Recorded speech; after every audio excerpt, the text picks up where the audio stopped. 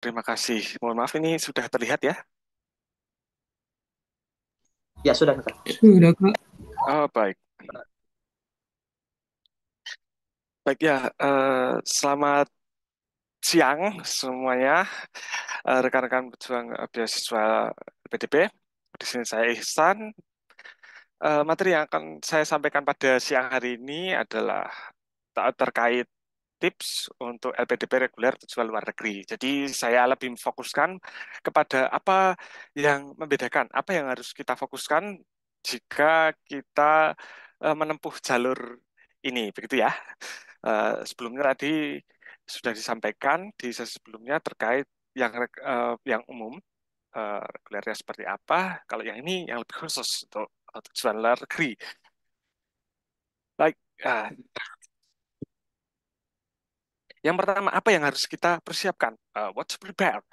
Ya, tentunya ketika kita ingin uh, memiliki suatu tujuan yang lebih ya dalam hal ini untuk tujuan luar negeri, maka dari itu ada suatu hal yang harus kita prepare. Ada tiga hal ini. Yang pertama adalah your destination. Tujuannya mau kemana sih? Gitu. Apakah tujuan ini hanya berarti sebuah negara saja? Nah, nanti kita lihat. Kemudian your contribution. Kontribusi apa yang kemudian nanti akan kita buahkan? Karya apa yang akan kemudian kita hasilkan dari kita pergi ke luar negeri itu. Dan yang terakhir, yang ketiga ini ada yourself. Ya, kita sendiri. Apa pentingnya kita sendiri dalam persiapan ini? Uh, ini adalah sebuah hal yang sebenarnya seringkali saya lihat terlewat begitu ya. Kita terlalu fokus kepada your contribution, sedangkan yourself, kita sendiri, sesuatu hal yang sebenarnya paling dekat dengan diri sendiri justru terlewat gitu ya.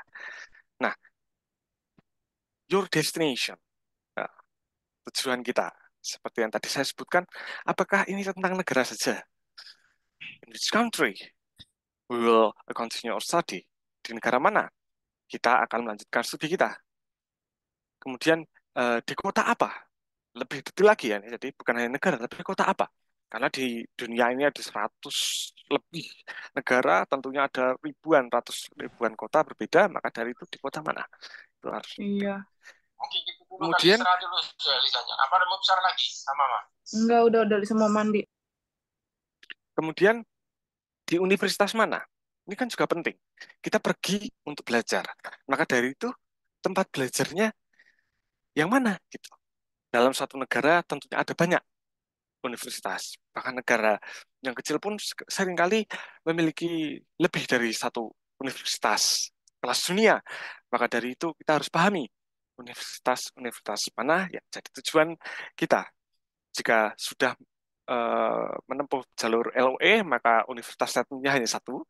Jika menempuh jalur non-LOE, maka ada tiga universitas yang harus menjadi tolak ukur dan kita pahami. Selain universitas tentunya program studinya dong ya. Program studinya apa? Apa yang kita pilih? Gitu ya. Dan kemudian harganya ya. Meskipun LPDP kemudian nanti akan membiayai tuition fee kita, tapi ada baiknya kita juga paham dong berapa yang harus dibayarkan untuk kita kuliah. Apakah pembayaran itu hanya untuk tuition fee saja? Nah, kita lihat secara lebih detailnya, your destination. Akan ada tiga poin penting dari your destination. Eh, ini yang harus teman-teman kuasai. Bukan hanya dibaca, tapi teman-teman menguasai. Yang pertama, location. Lokasi tepat teman-teman nanti akan belajar. Memang betul bahwa teman-teman nanti akan pergi ke suatu negeri itu untuk belajar. Tetapi apakah 24 jam 7 hari teman-teman hanya akan belajar saja? Tentunya jawaban tersebut adalah tidak. Teman-teman di sana juga akan hidup dan juga berbaur dengan komunitas yang ada di sekitarnya. Maka dari itu, teman-teman harus memahami negara mana yang akan dikunjungi, kota mana yang akan dikunjungi, bagaimana iklim di negara tersebut. jika tujuan negara teman-teman itu masih yang dekat-dekat seperti Singapura, Malaysia, tentunya iklimnya tidak jauh berbeda ya dengan yang ada di Indonesia. Tetapi jika teman-teman itu memiliki tujuan seperti di Amerika, Eropa, Selandia Baru, maka dari itu iklim di sana pasti berbeda. Hal tersebut perlu teman-teman pahami dan teman-teman pelajari, gitu ya. Mengapa teman-teman harus melajari hal ini? Nanti akan saya jelaskan pentingnya teman-teman pelajari iklim hal ini. Kemudian culture atau budaya, budaya di sana. Seperti apa budaya di sana? Tidak ada salahnya teman-teman untuk pelajari hal ini, karena teman-teman sekali lagi akan berbaur dan menjadi salah satu bagian dari komunitas di kota maupun daerah tempat teman-teman akan tinggal. Nah, selanjutnya currency atau mata uang. Tidak lucu jika kita tidak tahu mata uang yang akan digunakan di negara tujuan kita. Begitu ya. Kita ingin kuliah di Turki, tapi kita tidak tahu bahwa Turki menggunakan mata uang seperti lira, gitu. Bukan seperti lira, tapi memang lira, gitu ya. Kemudian transportation. Ini bukan hanya tentang transportasi menuju lokasi saja, tetapi transportasi yang akan kita gunakan di sana. Bagaimana kita akan menuju tempat kita kuliah, gitu. Jika kita belum memiliki tempat tinggal atau kos ya di negara kita nanti, kita bisa mengestimasi kira-kira tempat kosnya akan di mana? Apakah kita cukup jalan kaki ke kampus? Apakah kita harus naik bis atau kita mungkin naik kereta? Begitu ya. Atau mungkin bisa juga kita beli sepeda atau sepertinya ada moda transportasi lain, nebeng teman misalnya. Eh, Itu bisa dijawab dan bisa dipelajari dulu. Kemudian bahasa. Ya, memang benar dalam kita akan belajar di sana itu kita akan belajar belajar kemungkinan besar dengan berbahasa Inggris begitu ya, baik di Inggris sendiri maupun di Amerika, termasuk juga di Jerman, Belanda maupun negara-negara lain yang bahasa ibunya itu bukan bahasa Inggris, kemungkinan besar kita akan belajar dengan berbahasa Inggris. Tapi seperti yang disampaikan di sesi sebelumnya oleh Kak Delta, bahwa tetap akan ada pertanyaan-pertanyaan tidak terduga yang bisa jadi ketika semisal negara tujuannya itu Jerman gitu. Bisa jadi ditanya, sudah bisa bahasa Jerman belum? Gitu. Nah, seperti itu. Itu memungkinkan untuk ditanya. Jadi ada baiknya juga kita, jika kita menguasai bahasa tempat kita tuju nanti, itu akan lebih baik. Tetapi jika tidak, ya ada baiknya tidak perlu terlalu dipaksa ya. Nanti jika ada pertanyaan yang lebih rumit, akan memberatkan kita sendiri. Tapi setidaknya kita tahu bahasa apa yang mereka gunakan, dan kita sendiri bisa menerima itu. Kemudian yang cukup penting juga adalah universitasnya ya. Tentunya universitasnya adalah tempat tujuan kita sendiri atau tempat kita belajar. Ada satu hal penting yang cukup eh, krusial kita pahami adalah ranking universitas kita dan juga ranking study program. Jadi ada dua hal yang berbeda ini ya. Terkadang universitasnya memang tidak begitu baik, tapi sebenarnya di study program atau di program studi yang kita tempuh itu dia memiliki salah peringkat yang cukup tinggi begitu ya di bidangnya. Maka dari itu cukup bisa menjadi nilai tawar mengapa teman-teman memilih universitas ini dan program studi ini. Ya, teman-teman juga harus cukup memahami terkait masa studi. Tidak semua eh, program studi master itu 2 tahun seperti yang ada di Indonesia.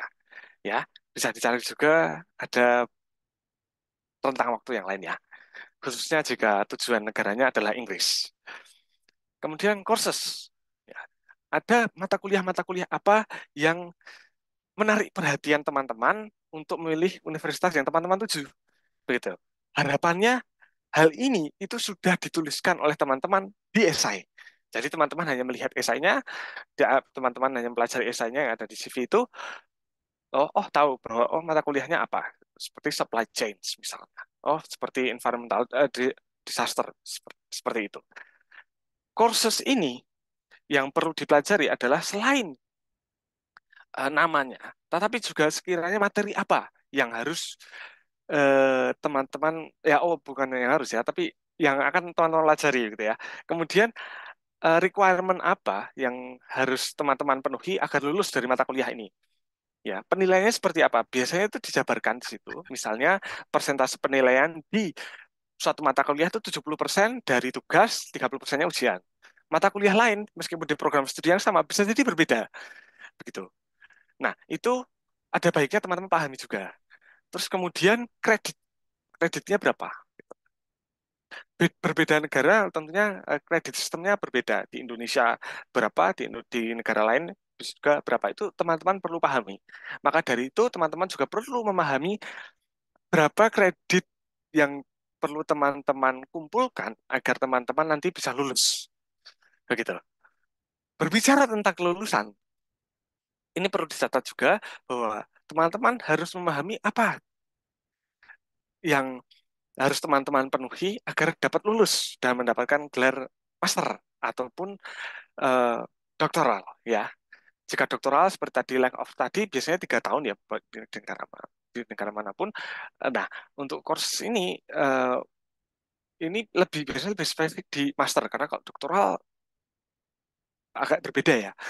Nanti kriteria lulusnya itu juga nanti bisa disesuaikan dengan program studi masing-masing. Berbeda negara, berbeda juga kriteria kelulusannya, begitu ya. Itu juga teman-teman harus pahami baik untuk program master maupun program doktoral. Kemudian lecturers, tadi sebelumnya sudah disampaikan juga bahwa apakah kita memiliki pengetahuan terkait dosen yang akan mengampu kita nanti. Ini penting agar melihat bagaimana persiapan kita terhadap studi yang akan kita tempuh. Berbicara terkait dosen, maka riset apa yang akan atau yang sebenarnya menonjol di tempat yang akan kita tuju. Dan yang terakhir adalah uniqueness. Apa yang menjadi nilai tambah? Apa menjadi keunikan dari universitas ini maupun program studi yang kita tempuh?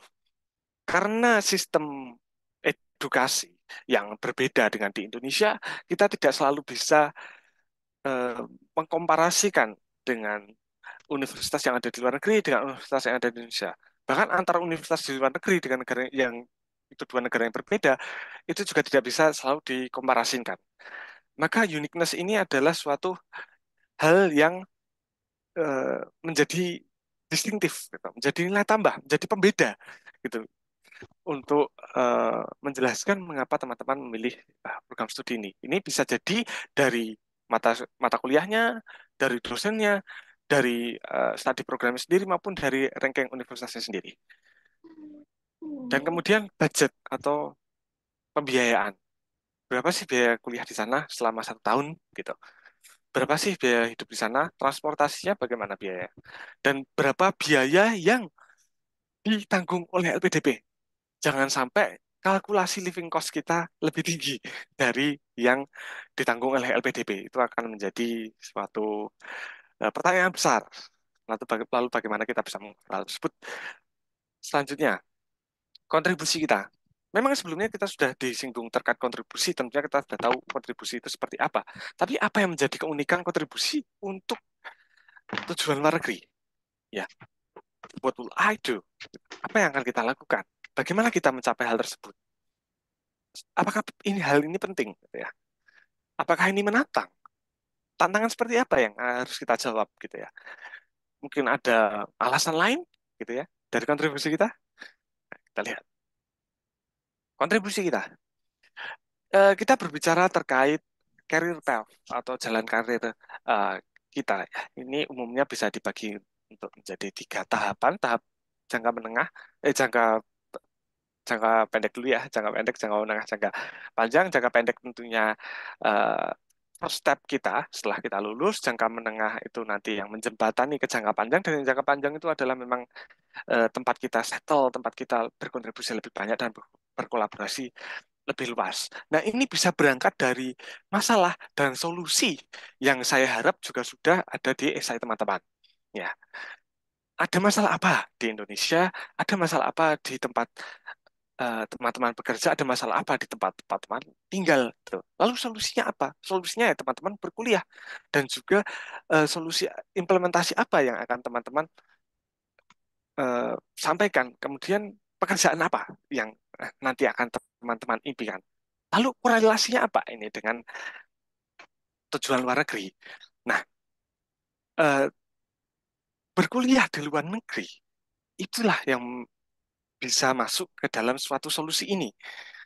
Ya, solusinya saya berkuliah di luar negeri dengan saya mendapatkan ilmu yang lebih banyak, saya mendapatkan ilmu yang lebih dalam, saya mendapatkan ilmu yang berbeda, saya mendapatkan paparan gaya yang berbeda, itu bisa menjadi suatu tambahan bagi kontribusi teman-teman ketika nanti teman-teman bekerja.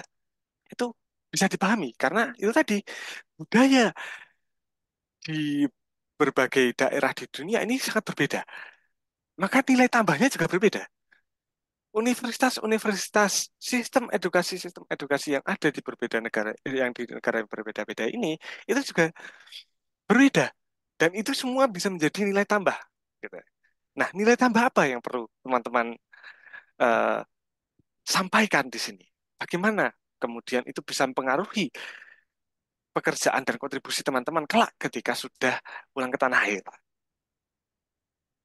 Kemudian collaborations, partners, bagaimana teman-teman akan berkolaborasi kelak ketika teman-teman melakukan kontribusi teman-teman.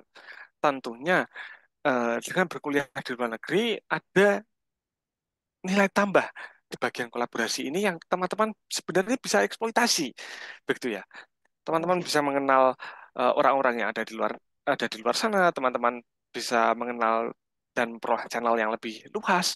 Maka dari itu partnership ketika teman-teman berkolaborasi di tanah air ini bisa dijalin. Jadi Indonesia kemudian bisa berkolaborasi dengan partner di luar negeri yang itu tentunya bisa menambah daya apa ya, daya dukung dan juga nilai tambah bagi Indonesia sendiri dan meningkatkan nilai Indonesia di mata internasional. Bukankah itu suatu hal yang eh, sangat luar biasa bagi Indonesia itu sendiri?